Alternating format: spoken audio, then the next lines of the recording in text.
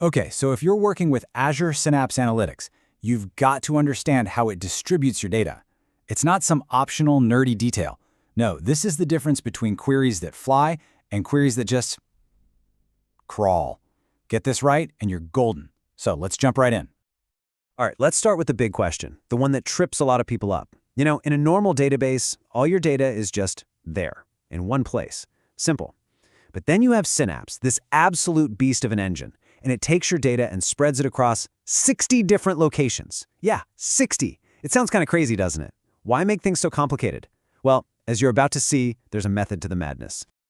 And to get why it does this, we have to look at the core problem Synapse was designed to crush. It's all about getting around this huge, massive bottleneck that just cripples traditional databases when you throw giant analytical queries at them. So check this out. On the left, you've got your traditional database, what we call an SMP system. Think of it like a single toll booth on a superhighway. All the cars, all that processing power, have to squeeze through that one little point to get to the data. It's a guaranteed traffic jam, a total bottleneck. But on the right, that's Synapse. That's MPP, or massively parallel processing. Instead of one toll booth, you've got dozens of them. Each compute node has its own little chunk of storage, so when you run a query, it's like opening up all the lanes at once. Every node works on its piece of the puzzle at the exact same time. Poof! No traffic jam. It's just a brilliant way to solve the problem. Now, to make this whole parallel thing work, Microsoft made a really specific choice. They locked the number of these little storage buckets, or distributions, at exactly 60. That solves one big problem with scaling, but it introduces a new enemy we have to fight, something called data skew. Imagine if one of our toll booths got 90% of the traffic while the others sat around. The whole highway would slow down, right? That's data skew. One distribution gets overloaded and the entire query grinds to a halt. So the big question is, how do we prevent that?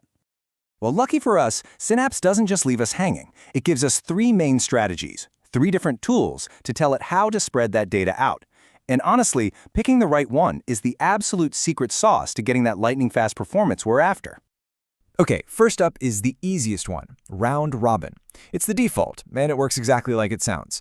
Imagine a dealer handing out cards to 60 players at a table. First card to player 1, second to player 2, all the way to 60, and then it starts over.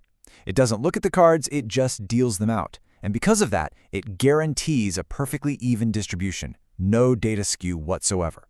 This makes it awesome for just getting data loaded fast, like into a staging table. Sounds perfect, right? Well, here's the catch. The big problem with round robin shows up when you need to join tables. Because the data was spread out randomly, Synapse has zero clue where the matching rows are. So it has to start frantically shuffling data all over the place between the nodes just to find the right pairs. This nightmare is called data movement, and it is the ultimate performance killer. It completely undoes all the benefits of that parallel design. So to get around that massive data movement problem, we have to be way smarter about how we place our data. And that's where our other two strategies, hash and replicated, come into the picture. These are the intelligent options. Let's talk about hash distribution first. This is the real workhorse, especially for your giant fact tables. The idea is you pick one column, like say customer ID, and Synapse runs a special function on it.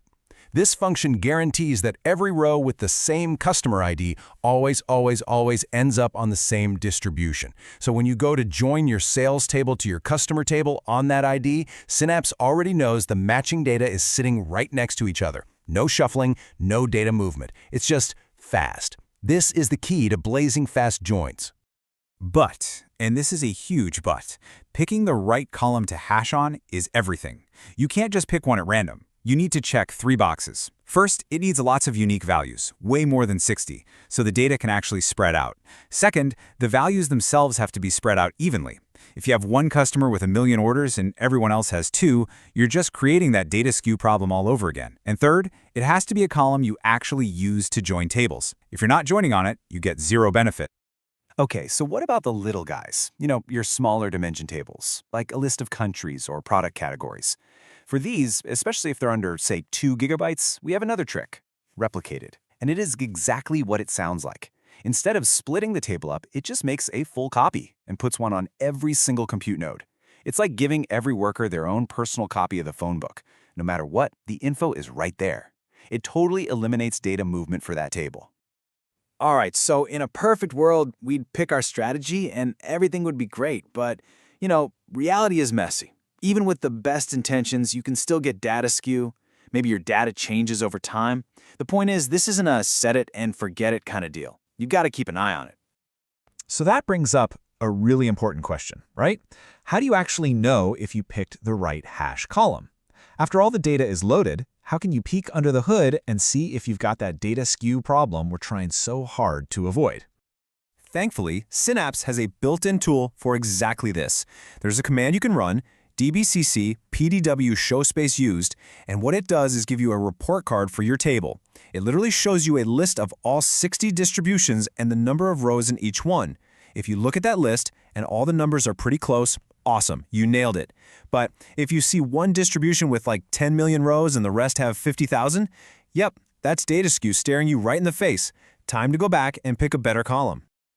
All right, that was a lot to take in. So let's wrap this up with a quick summary, a cheat sheet to help you make the right call for your tables. Here's the simple breakdown. Think of it like this. Round robin, that's your go-to for staging tables. You just need to land the data fast. Hash, that's for your big boys, your massive fact tables. Just be super careful picking that distribution key. And replicated, that's for the small dimension tables. Anything under 2 gigs or so. Just copy it everywhere and forget about data movement. A really well-designed system is going to use a mix of all three. Hey, if this helps clear things up for you on how Synapse distributions work, do me a favor and hit that like button. It really helps. And make sure to subscribe, because we've got a lot more deep dives just like this one headed your way. And I'll leave you with one final thought to chew on. When you're building tables in a system like Synapse, you're not just designing for storage anymore. That's old school thinking. You are actively designing for performance. So the real question you have to ask yourself is your design really built for speed?